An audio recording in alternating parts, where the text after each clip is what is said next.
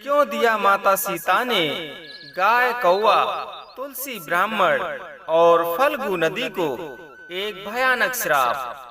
और माता सीता ने क्यों किया दशरथ जी का पिंडदान? मित्रों, बात उस समय की है जब भगवान श्री राम, सीता जी और लक्ष्मण वनवास काट रहे थे और इसी दौरान श्री राम के पिता दशरथ जी की मृत्यु हो चुकी थी। अब श्री राम को अपने पिता श्री दशरथ जी का पिंडदान करना था, जो किसी पवित्र नदी के तट पर किया जाता है। इसलिए राम, लक्ष्मण और सीता जी गया में फल्गु नदी के तट पर पहुँचे। तब श्री राम ने वहाँ एक ब्राह्मण से अपने पिताश्री के पिंडदान हेतु पूजा की सामग्री के बारे में पूछा। ब्राह्मण ने राम को पूजा की सारी उचित सामग्री बताई।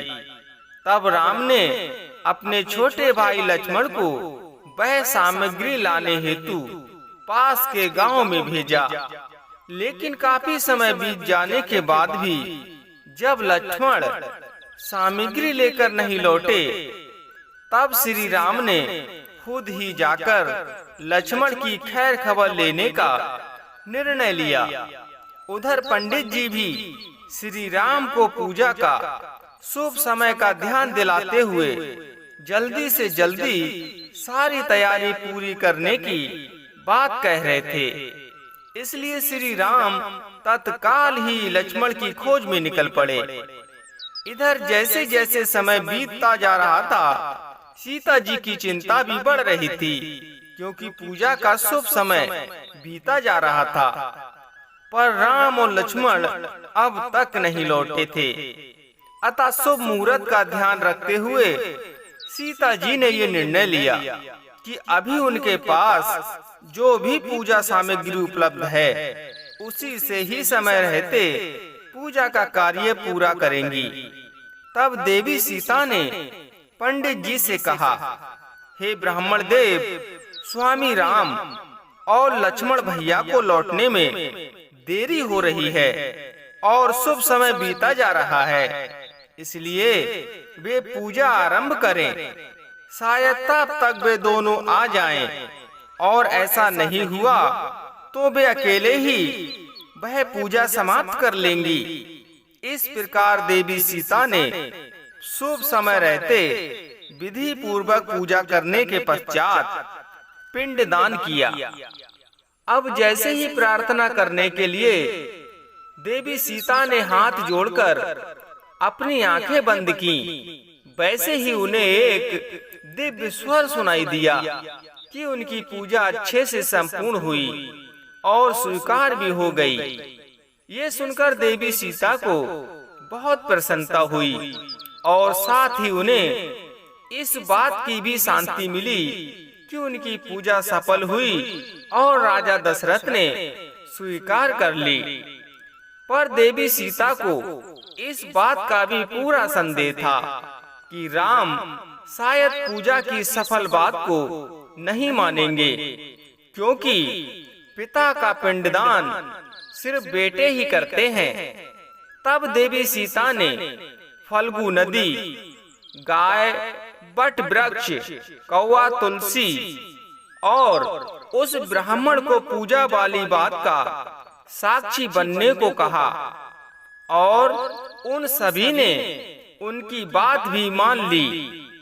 श्री राम को देवी सीता ने लाख समझाया कि मैंने पूजा का अनुष्ठान विधि पूर्वक करा दिया है और पिंडदान भी कर दिया है, और पिंडदान पिताश्री द्वारा स्वीकार भी कर लिया गया है, पर श्री राम ना माने।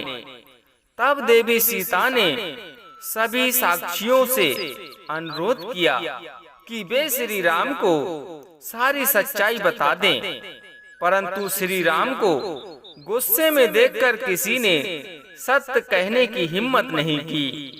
केवल बट वृक्ष ने श्री राम को सारी सच्चाई बताई। इस बात से देवी सीता बहुत क्रोधित हुई और क्रोध में आकर उन सबको श्राप दे दिया। देवी सीता ने फल्गु नदी को श्राप दिया कि आज से वह नाम की नदी रहेंगी, उसमें पानी नहीं रहेगा, वह सदैव सूखी रहेंगी।